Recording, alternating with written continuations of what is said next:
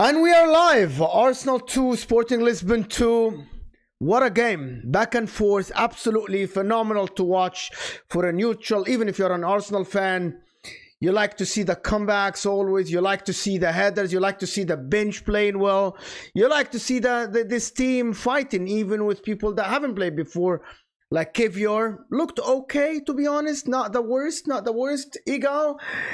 Listen, bench played, but everybody ruled. Said that he's gonna throw the game away. He's gonna throw the tournament away. It doesn't look like it. The players were fighting. It was a disaster class, in my opinion, from Jakub Kivior. No disrespect to him. His first game, he wasn't. Where's it go? Hold on, where's it go? He's I'm right up. here. He's up. Can you not hear me? Yeah, we can. Yeah, absolutely, 100%. I've said all week how I rate how you're always positive. This is the first time I've heard you not positive. Because I'm being real. After the game, I look back. 2 of the goals that we conceded was from a debutant. A lot of pressure on him on his debut. Unfortunately, he wasn't 100% on it. And defensively, the whole team switched off on the corner, but he didn't jump. And the second goal conceded directly from him. But the rest of the team, the rest of the game, we fought back. It was a crazy game. No defending in the game, but you know what? There was some interesting goals. Very, very interesting. To be honest, for me, I'm like a guy that hasn't played before, and he was okay. And also, he's playing on the side of Marcus Edwards, which is a tricky player. We know what he did to Spurs. Very tricky player to be. Also, Trincao was leaning to that side as well sometimes. You're asking too much, Igal. I think it might be harsh, but no, it's high standards, bro. You got high standards now. I get it. But the reality is, we conceded 2 goals, and he had a part to play with both goals. It's his Arsenal debut, and that's not how you want to make your debut. To call it a disaster, I think it may be harsh, but it's fair. Well, bro, it shows. Do you know what? Yeah, it shows where you've come in a year. That's what I'd say. Yeah. You know what? We wanted to win this game, no matter what. We wanted to win this game. You know what? I'll be honest with you. Yeah. Before this game, I said in the group earlier on that I think even if you got 1-0 or 2-1, whatever, I think back at the Emirates you do them, right? Also, let's give them some credit. Last season we played them in the Champions League, so they're a team that they are one of the best teams in Portugal. Like, let's not act like they're a Mickey Mouse team. They're not. They're a team that are generally in the Champions League. Now, before the game, we did a show, and Cass was kind of saying that Arteta was disrespecting the tournament with the lineup, and I was saying, bro, he hasn't rotated the whole team. He's made a few changes, but as a team that are top of the league, and I said, I'm sorry, but to you right now, maybe now with Man United, this is the most important competition to you. Maybe when Arsenal started the season, they thought this might have been, but it isn't now. The league is, right? And I think maybe 3-4 changes, maybe. Like, I don't think that's disrespecting the tournament for me. I think that's kind of trying to get the players that maybe in the latter end of the season might have to play. It's getting them some game time and getting them part of the way Arteta plays. So, I don't think you disrespect the tournament, and I think you will win. You will win the next and also this doesn't impact Also, the other thing is momentum. None of that. It doesn't at all because there are changes. The tie's not over, and I don't feel like we disrespected it. We put a strong enough team out there, but it's unfortunate we didn't get the win. But love, guys, honestly, I think we're gonna do it. I just feel like it's not something to worry about. At our ground, they needed a 3-0 win to try to stop us at our ground. But I'm gonna head off. Big up, guys. Big up, Igal. Thank you for coming on. Thank you for having me say. Thank you so much. I'm gonna turn to Gunnar King and say, listen. I thought the team today looked like a team that is in control.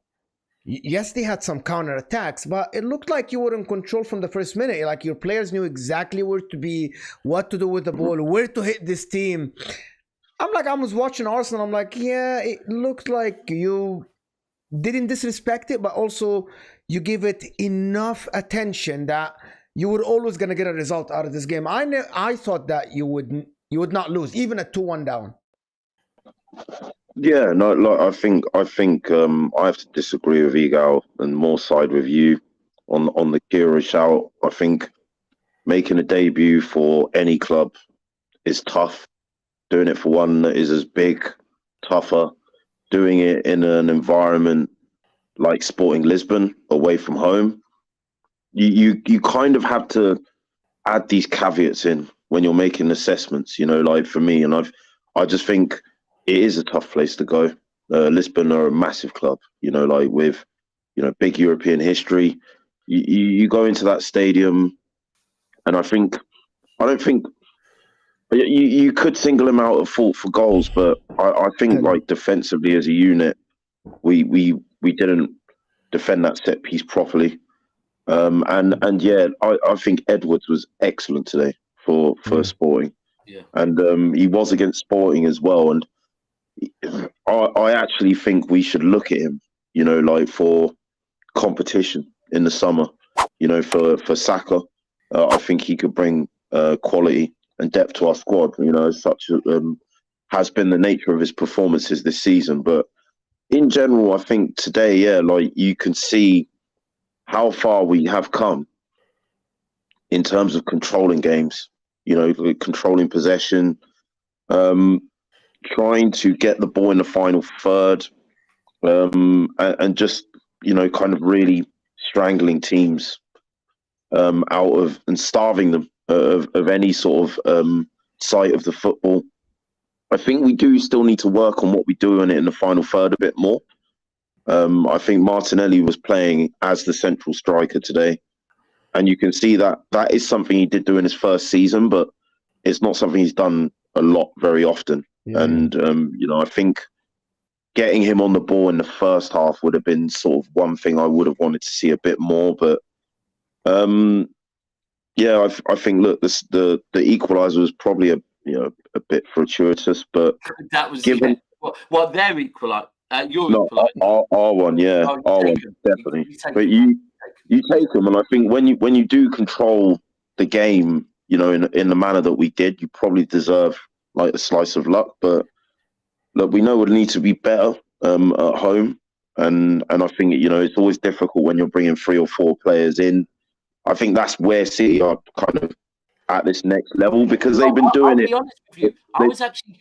Bro, I was saying before, and I said this actually when I go back to when you were playing before. Was it before the World Cup when you were last playing in the Europa League? Yeah. And again, making maybe 3 or 4 changes, right?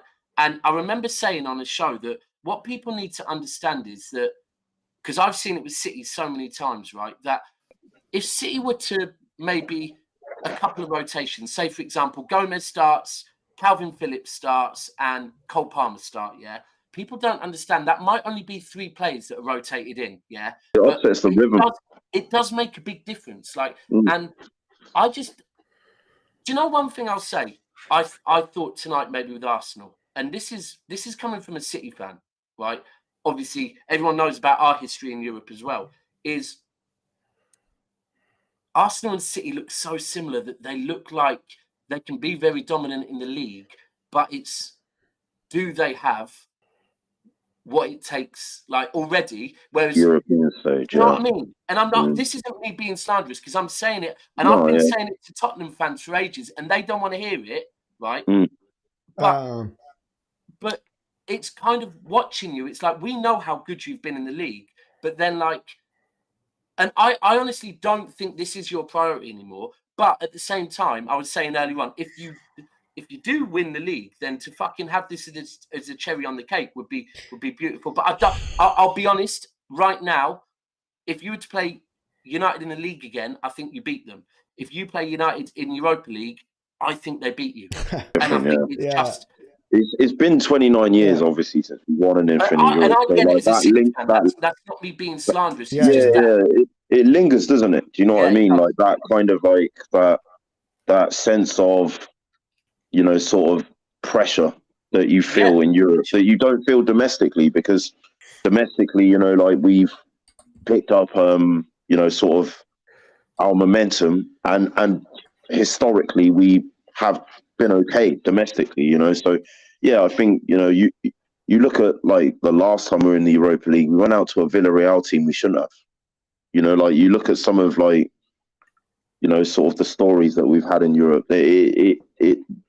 You do kind of have that mindset, I guess. Yeah, they do linger. But like, I think some younger fans, some fans on Twitter, they don't get it, right? That the crowd really has to believe, right?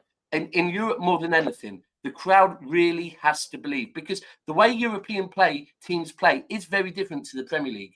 They will be more direct, and they will like pay you no respect in a certain, like, they're like, we're in Europe, just like you're in Europe. Therefore, you're no better than us. So we are going to play far more ruthless and give you less respect than maybe some other Premier League teams. But listen, that's my opinion.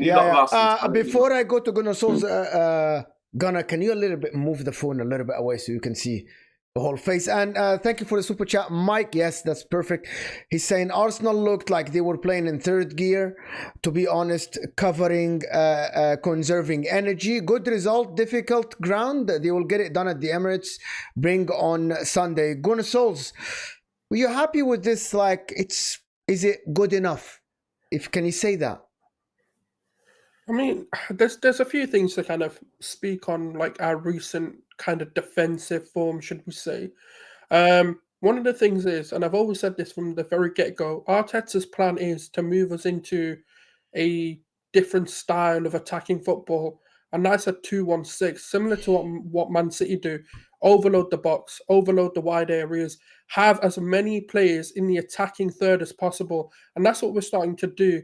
You know, that's what's making us a lot more vulnerable in these sort of direct games where teams are going to sort of not camp in necessarily, but hit us on the break more than anything.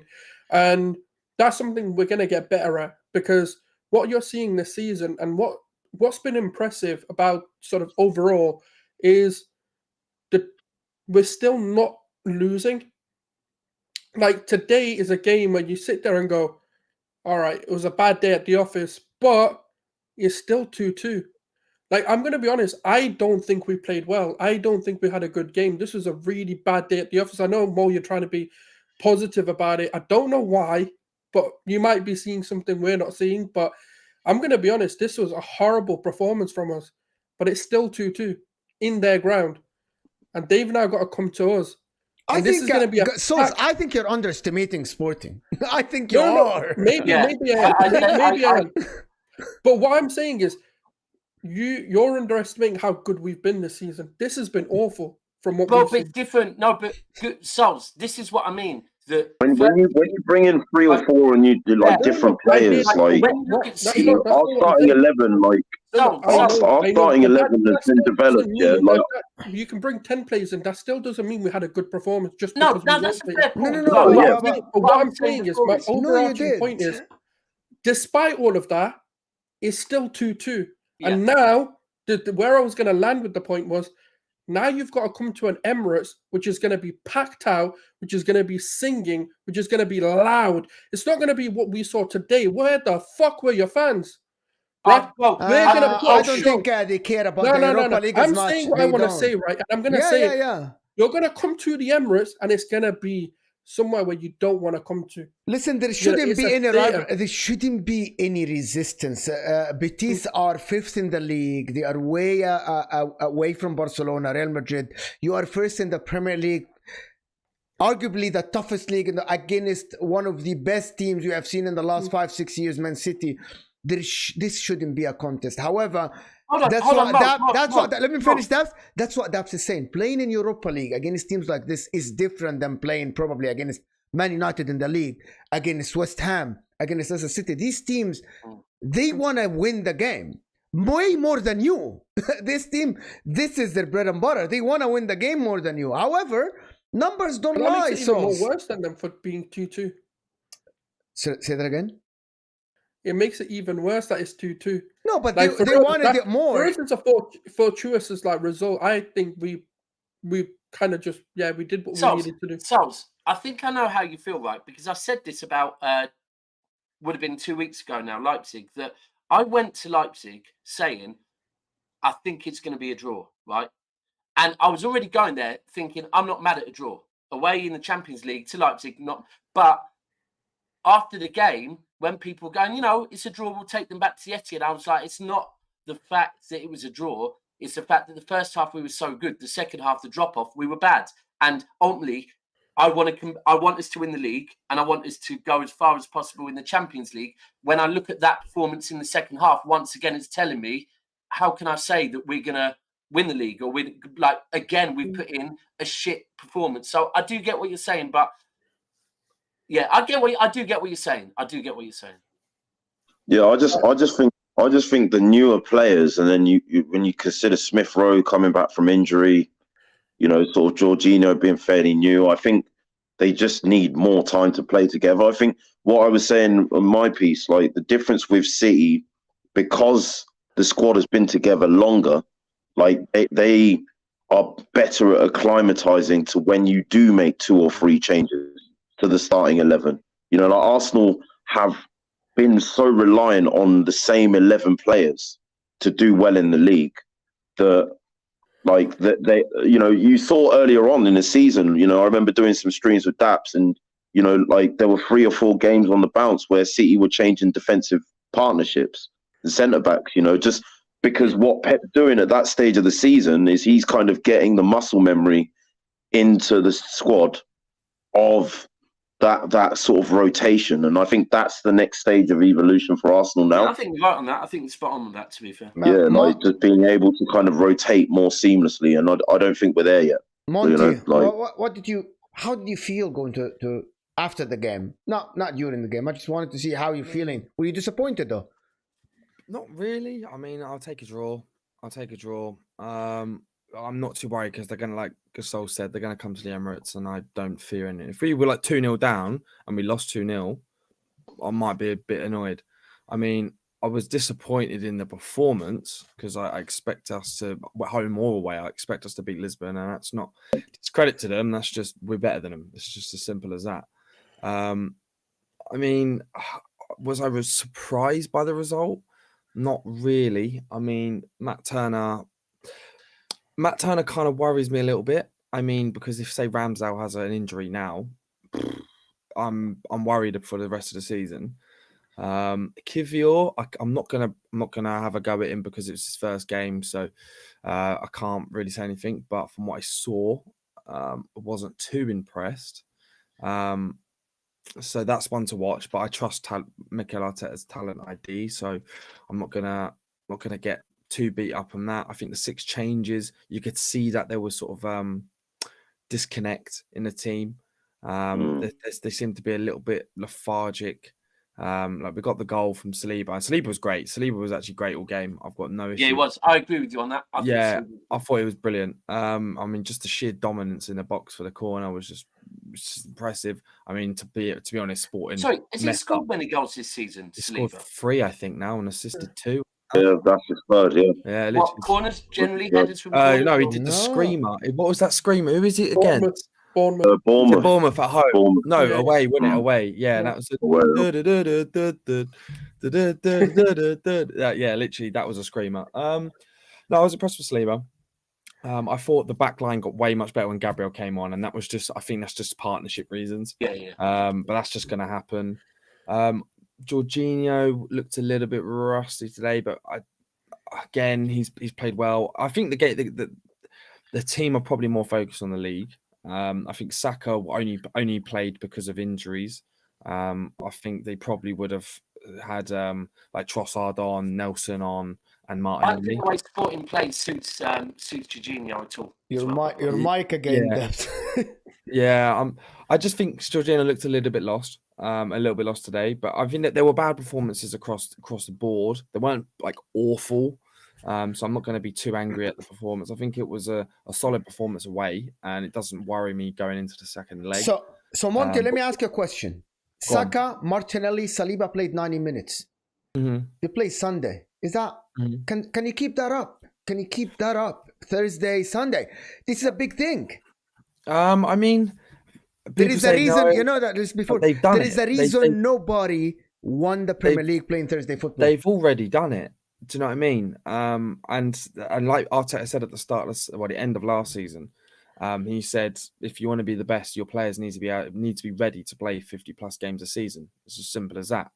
So there's no excuses there. Arteta knows that, and he's already said it himself. And he also said that the team needs to score 100+ goals. It needs to come from across the pitch, which is what we saw today. I mean, Saliba getting on the score sheet.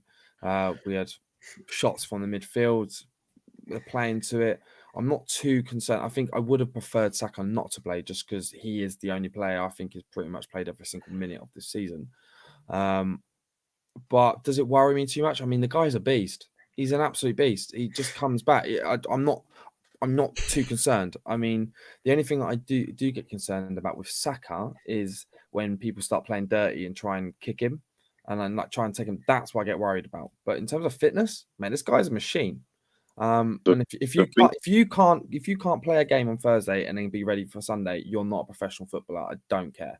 There's no excuses. I'm not going to have anyone come on here saying, "Oh, we're playing." Have you played professional before? Have you played professional before? No, but you just look at them. Just look at the app. This is what they do. Look at City. Okay, so you had Rodri playing 55 games last season. They rotate the most in the league. Man City rotate the most in the league.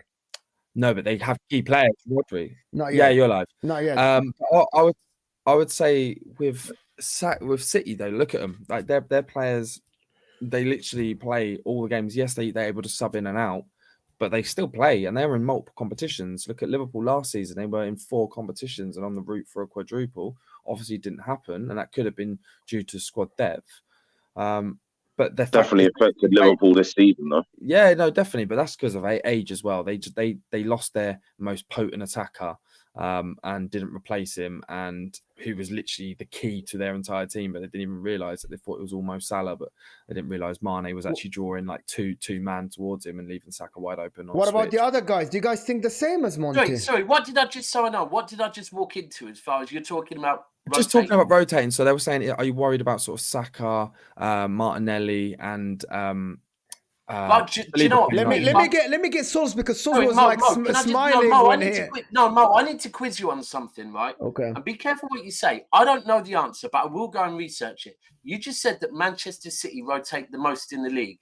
Is that factual, or have you gone by? No. It's just it's not factual. Right. I don't know it. Here's the thing. I don't think it is factual, because I think Pep and maybe Arteta have a similar mindset about momentum. That they actually, and I agree with it, right?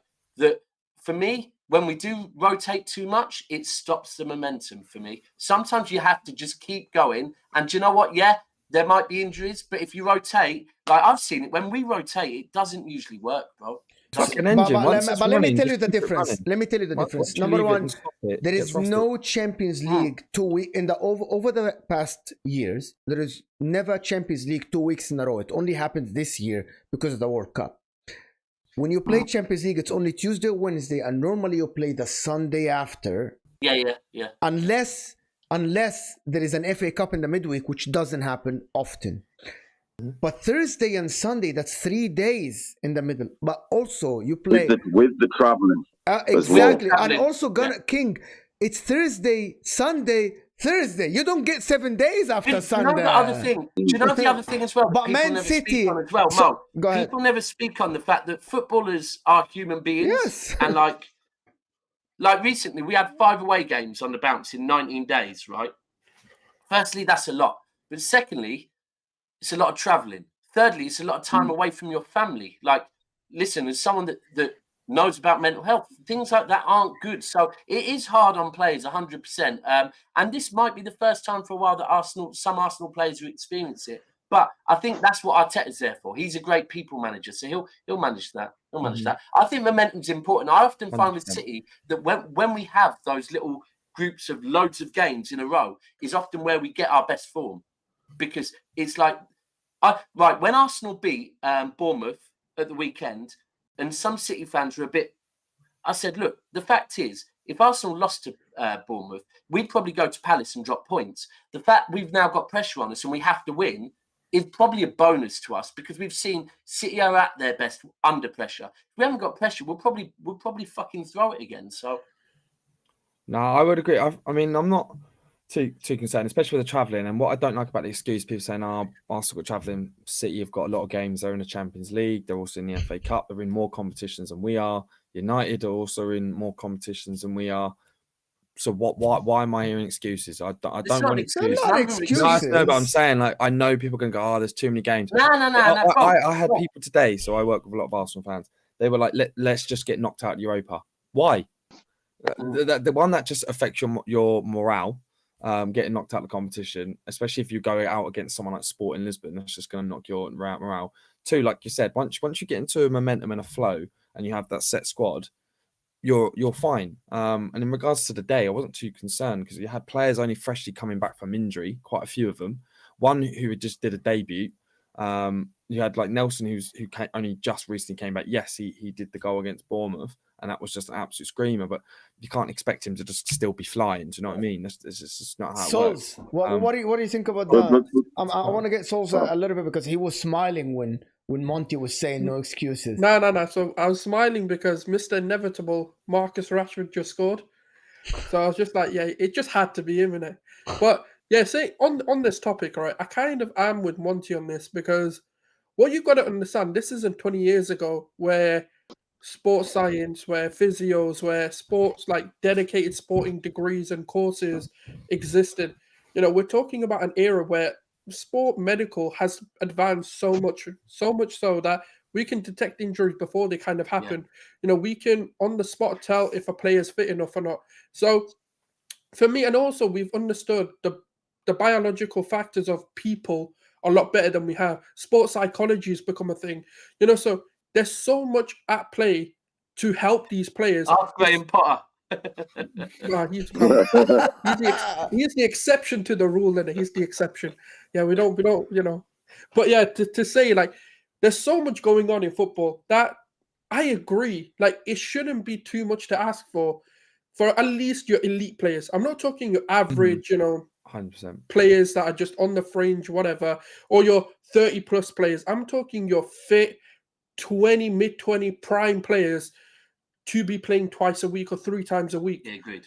Adam, what Scholes is saying as well. They train for that. They work for that. By the way, they do that at youth level now as well. Even when you look at sort of under 21s, when you look at under whatever, they've got these youth championships. They've got, like FA Cup, the youth FA Cup.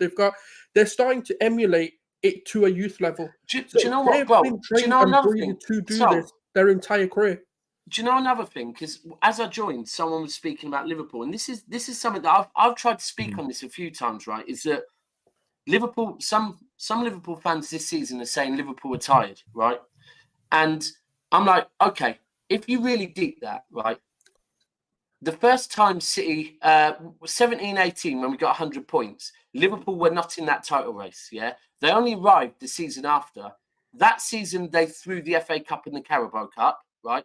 And I think the season after that, and at the end of the season, when they didn't win the Champions League last season, someone wanted me to cook Liverpool. Said, I'm not going to. Just in future, when you say, oh, we're really tired, understand, welcome to our world. This is what we've been doing. Now, what I would say now is you want Arsenal to be that team that not next season they drop off all this. You want them to be back here now, right? And if you want to be back here, get used to it because this is going to be every season now. Do you know what it is? As well, I definitely do hear that.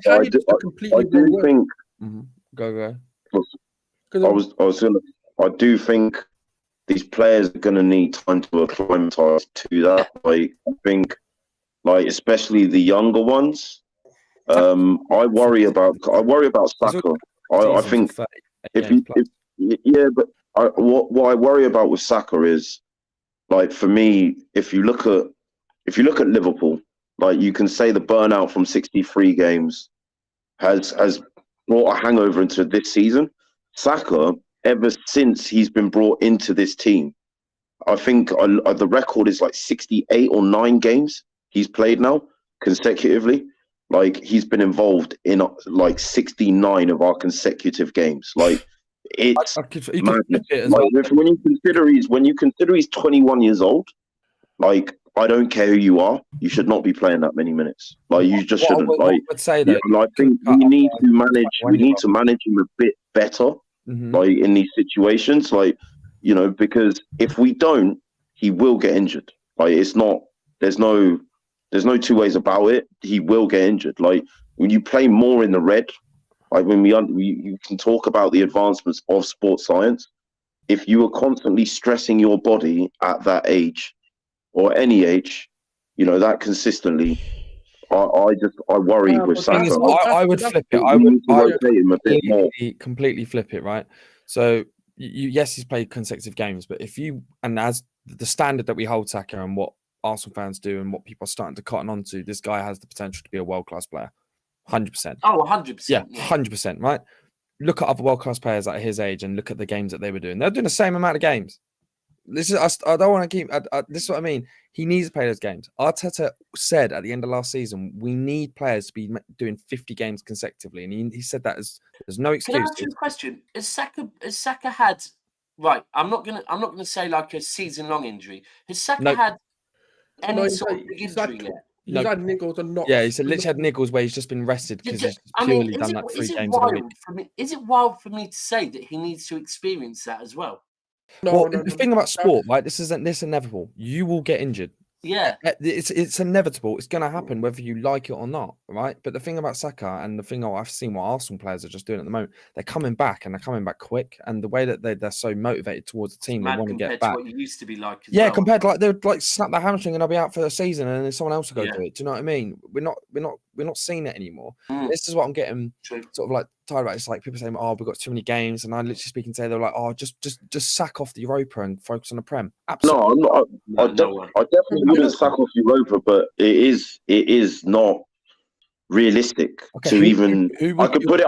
Let me put it in another, but very quickly, Monts. Yeah, I could flip it in another way, and say it is impossible to expect someone to perform at their optimal when they're not rested. Yeah, there's a reason why, like some certain professions that, there's like an allotted amount of hours that you have to have between shifts, etc., etc. Like for me, I want to see him rested more because I feel he will benefit from it as well. His performances will benefit from it as well.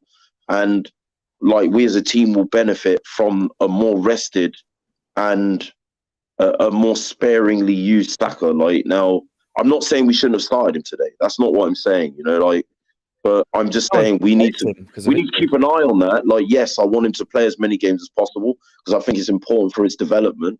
But we need to also like look at it on the flip side and say we need to be careful and just wary of how we're using it. That's the thing, though. I just needs a bit of balance, I think the advancement in sports in general has made it so they're aware of this. I don't like, for example, I know Arsenal and the PTSD that a lot of fans have in terms of your Jack Grealishes and previous major injuries, and I understand that. But the reality is, the club isn't going to take a risk on Bukayo Saka. You're talking about a minimum £100 million talent. You're talking about as long as we can keep his contract to at least 2 seasons, there's going to be big fucking money on the table if we're selling him. So when you're looking at that, any business is going to look at it and go, we need to protect him. We need to make sure he's ready to be going. If he's not ready or if there's a doubt he could get injured, they're not going to play him. But the reality is they're aware of that and they're going, yeah, we can play him. Look at the likes of, I'm not going to go to extremes here, but look at Messi. Messi at the age of 18 was playing about 60-odd games. Didn't get injured until he was about 27. He doesn't run as often. Yeah, like and playing in La Liga, running the game for Barcelona. He was completing more dribbles. He was playing at a league level. I feel like the intensity of La Liga and the intensity of the Prem are worlds apart as well. Playing 60 games in La Liga with the greatest respect, the intensity level, the physicality, the speed, it's nowhere near the Premier League. Like it's nowhere near it. And I just think we do really need to be mindful of that. I just wanted to make a quick point on Daps's point. When he was talking about Liverpool and tired, I don't think they were tired. I think that's a mental thing where they weren't backed. They went to 4 competitions, and what did the club turn around and do? Bring them 1 player. That's not going to motivate a team. That's going to show them, thank you for your hard work, but fuck you. I think I'm going to be honest with you. I don't think it's tiredness. I think it's a lack of belief in that team to sit there and go, do you know what? We need to bring a midfielder. Yeah, that's a fair point. I think only time will tell. But anyway, thank you guys for being here. We'll be back after the Man United game for a reaction with Ty and Cass. Sol just told us they're already 1-0 up. But thank you, Gunnar King. Thank you, Monty. Thank you, Souls, for being here. Love everyone. Thank you, guys. And thank you, Daps, Make sure to subscribe to Never to Foul. Make sure to hit that like button before you go, guys. Have any of you guys got channels? I don't use channels. Yeah, Gunnar King. Armory. Yeah, the Armory TV. Yeah. Literally recording my podcast after this. Though, if you want to, Arsenal fans, Arsenal Therapy podcast. Yeah. There we go. Thank you guys for being here. I really appreciate it, and hopefully we'll see you guys soon.